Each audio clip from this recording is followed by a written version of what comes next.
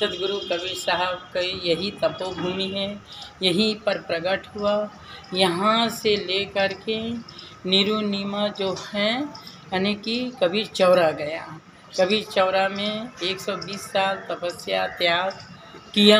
ब्राह्मण क्षत्रिय शूद्र वैश्य सबको शुद्ध ज्ञान दिया कि संसार में जो ब्राह्मण को जाए हैं और मेहरी को का पहनाए, ऐसा भाव लेकर के उन्होंने सारा तुरुक को भी बोला हैं, तुरुक को भी बोला कि जो तुरकुन को जाइए हैं और तो काहे अशुद्ध रहाई हैं। जो मेहरी मतलब पुरुष को तो तुम सुनते कराते हो और मेहरी को तो कुछ नहीं कराते हो। जिनके जिन नेंगुरी के तब तो आधा तुरुक आधा हिंदू रहिया जाने हैं। कबीर को कोई ही जानता है, कोई सब कोई नहीं जानता है। क्यों? थोड़ा चना बाजे घना संसार के लोग इतनी चमत्कार, इतने बड़े बड़े मूर्ति, इतने बड़े बड़े मंदिर, इसी में सब भूले भटके हैं। आत्मज्ञान बिना नर भटके, कोई मथुरा कोई काशी, मोहि सुनिए आवत हाँसी। बोलो सदगुरु कबीर साहिब की।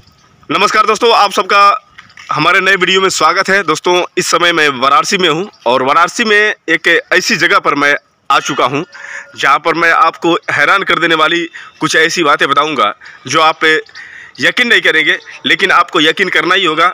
आप जैसा कि जानते हैं कि सदगुरु कबीर साहब इसी स्थान यानी लहरतारा तालाब में प्रकट हुए थे और यही वो स्थल है जहां पर आप देख सकते हैं कि ये मंदिर में प्राचीन मंदिर श्री सदगुरु कबीर प्राकट्य स्थली लहरतारा काशी वाराणसी।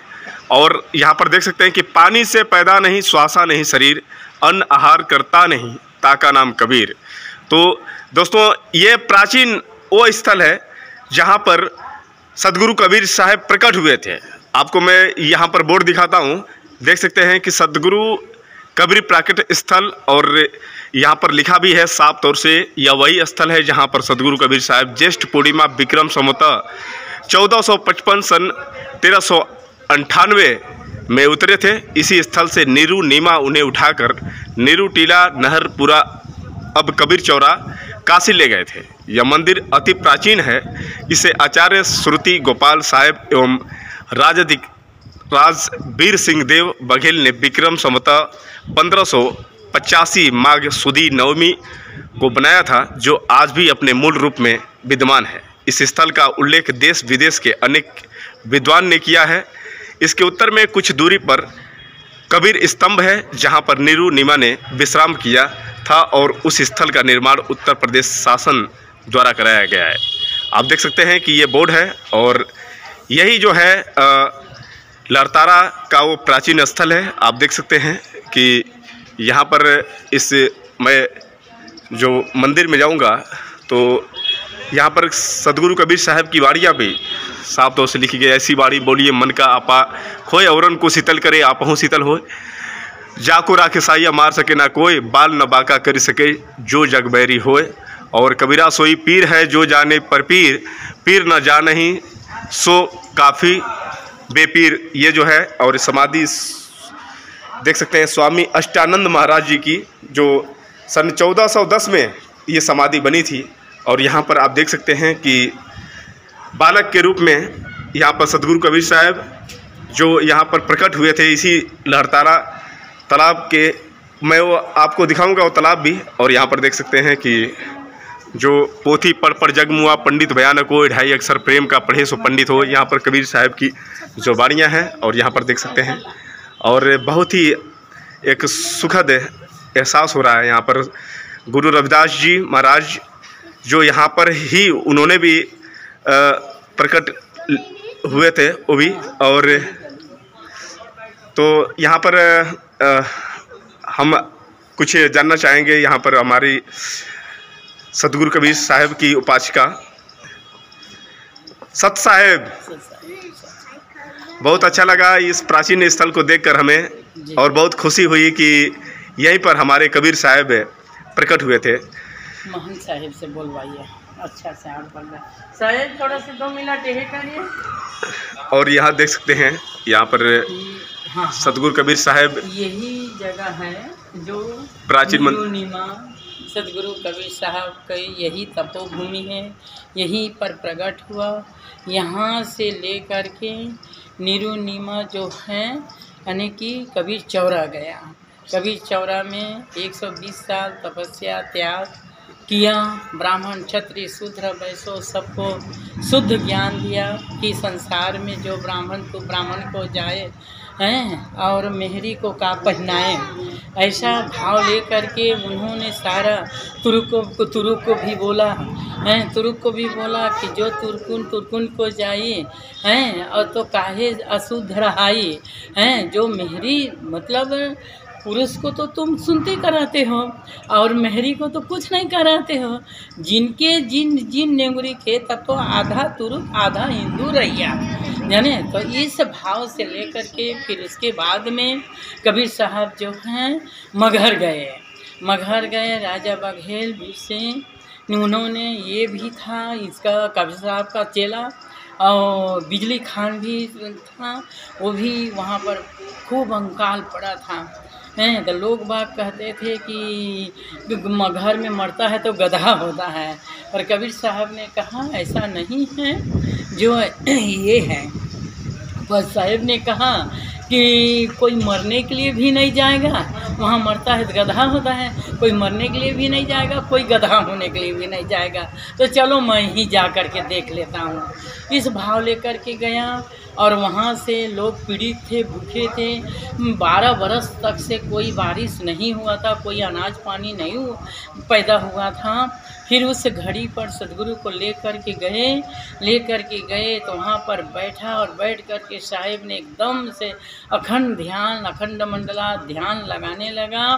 फिर वहाँ से चारों तरफ पूरी काला बादल छाए और 12 बरस के वर्षा नहीं होने के कारण फिर मस्त वर्षा हो करके कबीर साहब ने कहे कि अमी नदी उसका नाम है, हाँ अमी नदी बधाए और बिजली खान को चेताए और खोलो पर्दा है नहीं मुर्दा युद्ध अवस्था कर डाली।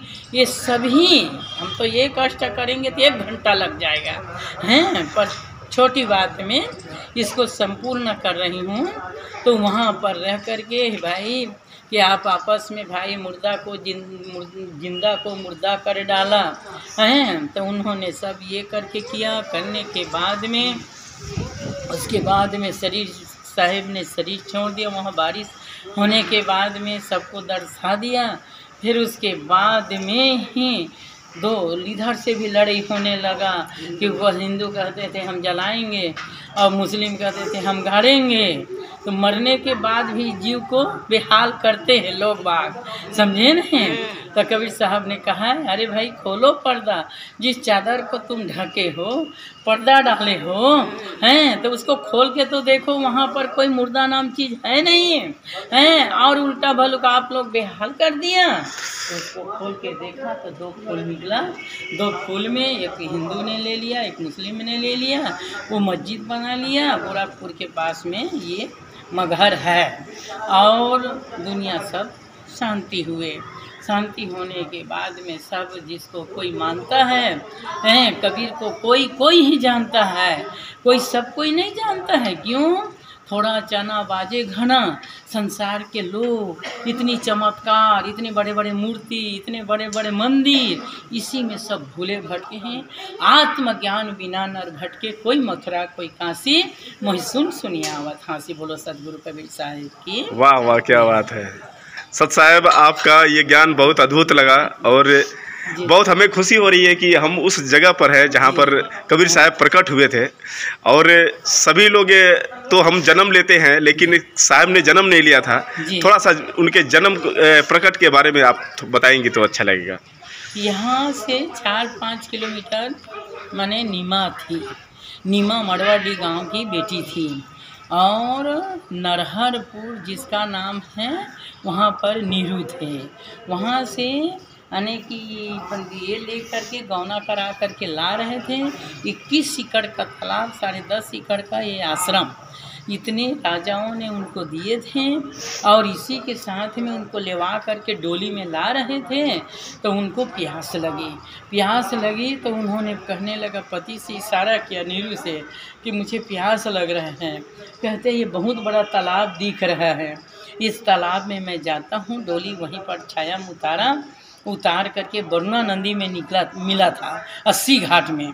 तो वहाँ से उन्होंने कहने लगे कि भाई ये जो है नदी तालाब बहुत बड़ा दिख रहा है, इस तालाब को मैं ये करता हूँ, देख के आता हूँ, जल होगा तो पी लेना। ऐसे करके उन्होंने खड़ा किया। खड़ा करके देखने आया नीरू। तब तक से नीरू देखने आया और देख करके गया। कहे बहुत सुंदर तालाब में पानी भरा हुआ है, काजल की तरह पानी निर्मल है, कमल खिला हुआ है। फिर उधर से आया, यहाँ से जा कर के नीमा को भेजे कि जाओ तुम पानी पी लो, बहुत सुंदर तालाब में पानी भरा हुआ है, कमल खिला हुआ है। फिर वहाँ से नीमा को भेजे। तब तक से उनके 10 कदम आते तक से आकाश से नूर आया। आकाश से नूर आ करके जो नूर यहाँ दिख रही है सफ़ेद वो पीछे तरफ है, देख लेना हैं। वो आकाश से नूर आया। आकाश से नूर आ करके कमल फूल में बालक बन के फिरने लगा। तब तक से ऐसे पीने के लिए नीमा ने ऐसे करने लगे। तब तक से नीमा ऐसे पीते पीते उनको देख लिया। कहे कितनी द्रव्य बालक है, कितने सुंदर है, एकदम कमल फूल में खेल रहे हैं, कितने क्या मनोहर है। ऐसे करके उसको नीमा पानी नहीं पी। उन्होंने उस बालक को उठा लिया। उठा करके उस नूर को केवल अष्टानंद स्वामी ने देखा, जो पीछे तरफ जो स्वामी जी हैं अष्टानंद, उन्होंने देखा। उन्होंने देख करके फिर देखने लगा, देख करके करने लगा कि क्या कितना। फिर वो नीमा पानी नहीं पिया, उठा करके दरंदन से उसको लाट करने लगे, उठा के कमल फूल से। तब तक से नीरू देख रहा है दूर से कि इसको मैं पानी के लिए भेजा हूँ और ये पानी नहीं पी करके आगे बढ़ रहा है, तो क्या बात है। उन्होंने आकर के देखा तो बालक को उठा करके लाड कर रहे थे, उसको बड़े प्रेम दे रहे थे।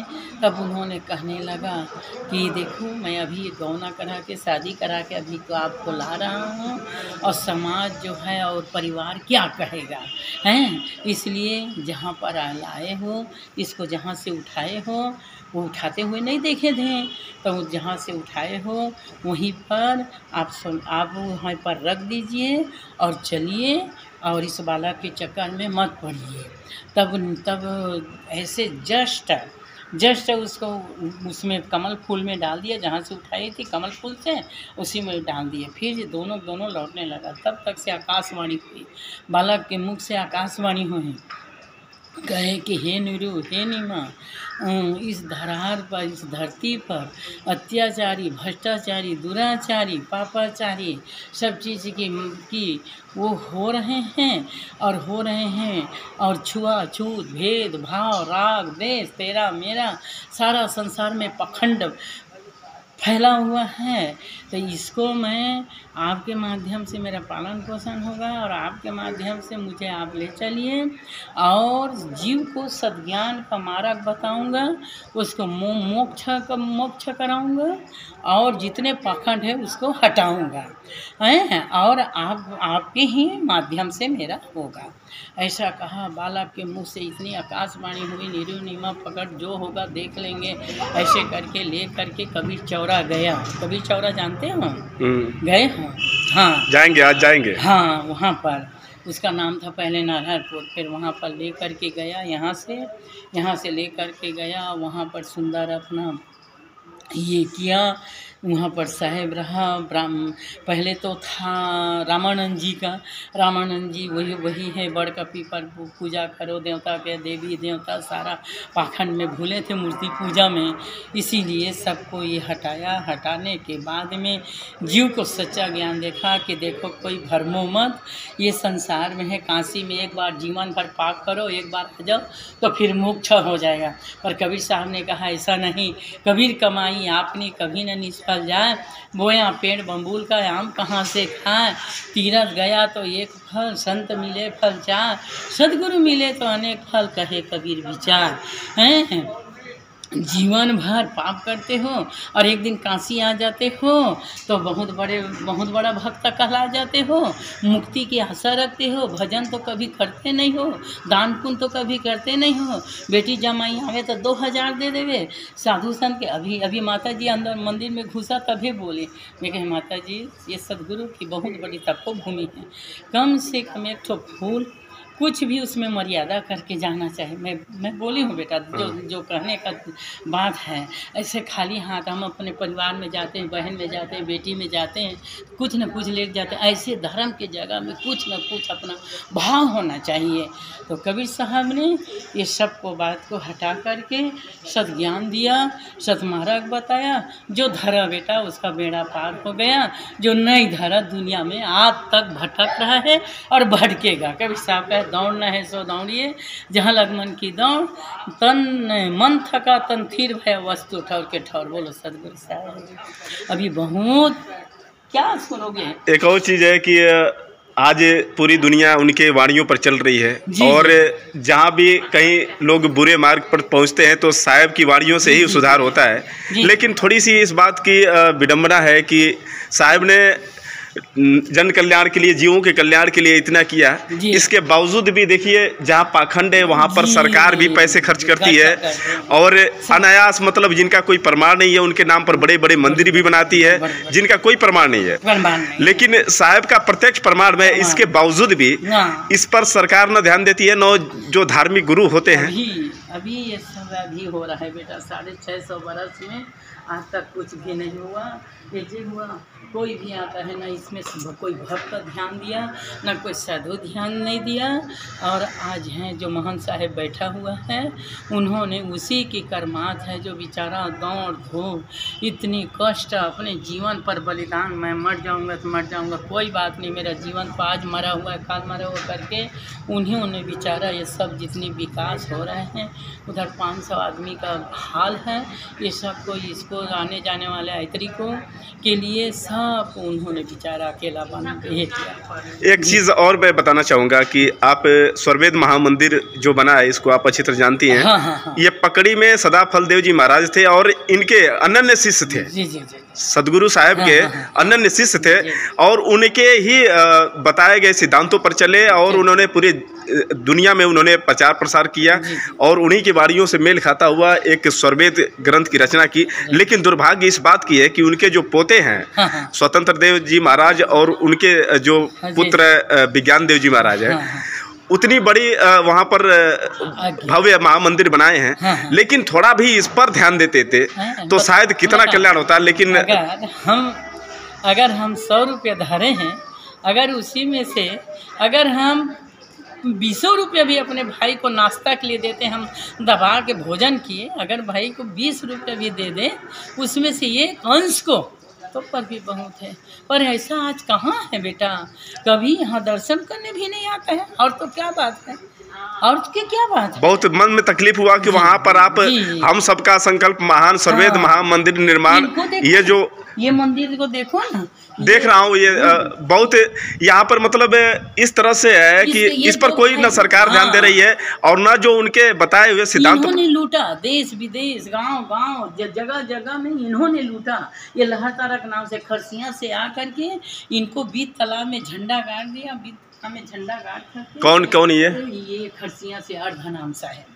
अच्छा, अभी हम आ रहे थे तो एक साहब ने बताया कि आपको प्राचीन जाना है कि नया जाना है। हाँ, तो हमने कहा कि प्राचीन जाना है। जी। जहाँ पर प्रमाण है, जहाँ पर हमारे साहब प्रकट हुए हैं, हमें वहाँ पर जाना है कि जो नई नई चीजें बनाई है वहाँ पर जाएंगे। बहुत धन्यवाद बच्चा। तो देखिए, अब हम तो साहब को ही मानते हैं, भले ही हम वहाँ पर आए हैं सत्संग सुनने के लिए, लेकिन ये भी देखना चाहे कि भाई इतना बड़ा भव्य मंदिर बनाए हैं तो कबीर चौरा भी अच्छा बनाए होंगे। ये तो वहाँ पर भी बनाए होंगे, प्रकट स्थल जो है वहाँ तो भव्य और होगा, लेकिन यहाँ पर देखने के बाद पता चला कि वो आप जैसे बता रही हैं कि दर्शन भी नहीं करने आते हैं। अभी आना जाना हुआ, साल भर हुआ है और अभी ये सब व्यवस्था अभी हुआ। ये तैयारी सब बाहर वाले, ये 2-3 साल के पहले है, ये ही पुराना है।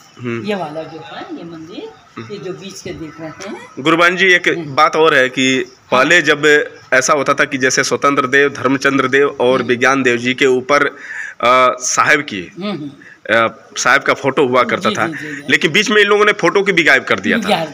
तो इसका मतलब ये है कि ये साहब के नाम को हटा देना चाहते हैं। हाँ, ये बात इसी हम कहना नहीं चाह रहे हैं बेटा, हमका कहना सोरा नहीं, पर आप जो कह रहे हो वो हकीकत कह रहे हैं, जाने आप हकीकत को कह रहे, हमको बोलने की क्या ज़रूरत है, जाने ये बात आपने कहा। हम देखें प्रकाश मणि नाम के सुने होंगे छत्तीसगढ़ में, लेकिन मैं ये कहूँगा कि हाँ। बीच में आपने नाम जब उनका फोटो हटा दिया तो फिर बाद में आपको फोटो क्यों रखना पड़ा? क्यों? इसका मतलब ये था कि आप हाँ। कहीं ना कहीं डगमगा रहे थे, आपकी स्थिति डगमगा रही थी, तो हाँ। फिर अब सदगुरु का सहारा लेना पड़ा आपको। बेटा देखो, मूल तत्व भोले भाले जीव है, पकड़ नहीं पा रहे, अभी भी डगमगाहट है, जाने नहीं, अभी भी डगमगाहट है। आप प्रसाद ले लीजिए। चलो, बहुत बहुत धन्यवाद। बहुत अच्छा ज्ञान दिया, और मुझे शायद सारी संतुष्टि हो चुकी है इस ज्ञान को लेकर। और बोलिए सद्गुरु भगवान की जय। तो साथियों, ये हमारी गुरु बहन है जिन्होंने साफ तौर से कबीर साहब के बारे में, और यहाँ पर मैं थोड़ा सा दिखाऊंगा कि श्री सद्गुरु कबीर की पावन प्राकट स्थली की संक्षिप्त परिचय। कबीर जब पैदा हुए जग हंसे हम रोए, ऐसी करनी कर चलो हम हंसे जग रोए। यह वही स्थल है जहाँ पर श्री सद्गुरु कबीर साहब ज्येष्ठ पूर्णिमा विक्रम संवत 1455 सन 1398 में इसी लहरतारा ताल पर कमल के पुष्प पर प्रकट हुए थे। 1455 साल गए चंद्रवार एक नठ गए, जेठ सुधी बरसायत को पूर्णमासी तिथि प्रकट भय। यह स्थल उस समय भी आश्रम था और यहीं पर स्वामी अष्टानंद जी रहते थे, जो स्वामी रामानंद जी के शिष्य थे। स्वामी अष्टानंद ने ही प्रथम बार कबीर साहब के दर्शन किया था जब नीरू नीमा व गौना कराकर मंडुआडीह से नरहरपुरा जाने के लिए चले थे। तो उन्हें प्यास लगा, तो इस स्थल पर पानी पीने के लिए झुके तो देखा कि ताल पर कमल के पुष्प पर एक बालक आनंद से मुस्कुरा रहा है। यह देखकर नीमा की मातृ भावना जाग उठी और वह अपने साथ उठाकर नहरपुरा ले गए थे, जहाँ की कबीर साहब रहते थे। उस जगह का नाम आज कबीर चौरा मठ पड़ गया है। यह मंदिर 600 वर्ष प्राचीन है। इसे श्रुति गोपाल साहब एवं उस समय के राजा वीर सिंह देव बघेल ने विक्रम संवत 1585 माघ सुदी नवमी को बनाया था, जो आज भी अपने मूल रूप में विद्यमान है। इस स्थल का वर्णन साहित्य पुराने हस्तलिपियों में वर्णन है। इस मंदिर के पीछे स्वामी अष्टानंद जी की समाधि भी है, और यह लहरतारा ताल पूर्व से बरुड़ा नदी पर 80 नदी को जोड़ता है। तो सज्जनों, ये जो हमारी गुरु बहन ने साफ से ये बताया, और उसी चीज़ का यहाँ पर आप देख सकते हैं कि विवरण है।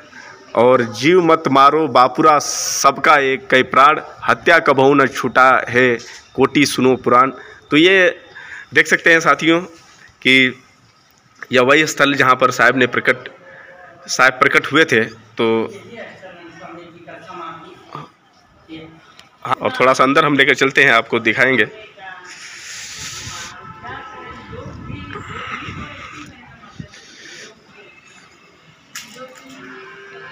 यहाँ पर कबीर साहब की पुस्तकें हैं जो साफ तौर से देख सकते हैं। सद्गुरु कबीर साहब का 625वां प्रकट महोत्सव के बैनर, और नीचे यहाँ पर पुस्तकालय देख सकते हैं।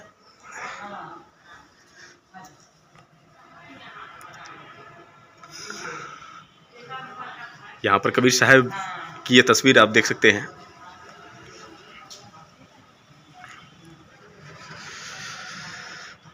तो यही रहा वो स्थल। देख सकते हैं कि जो वास्तविक स्थल है, इस स्थल का क्या कंडीशन है। जैसा कि गुरु बहन ने बताया कि जो हकीकत है उसको कहीं ना कहीं छिपाने की कोशिश की जा रही है, और इनके अस्तित्व को कहीं ना कहीं ख़त्म करने की लगातार साजिश की जा रही है। और ये वही तालाब है, आपको मैं दिखा दूं। देख सकते हैं कि यह वही तालाब है जो पूरी तरह से क्षतिग्रस्त कर दिया गया है।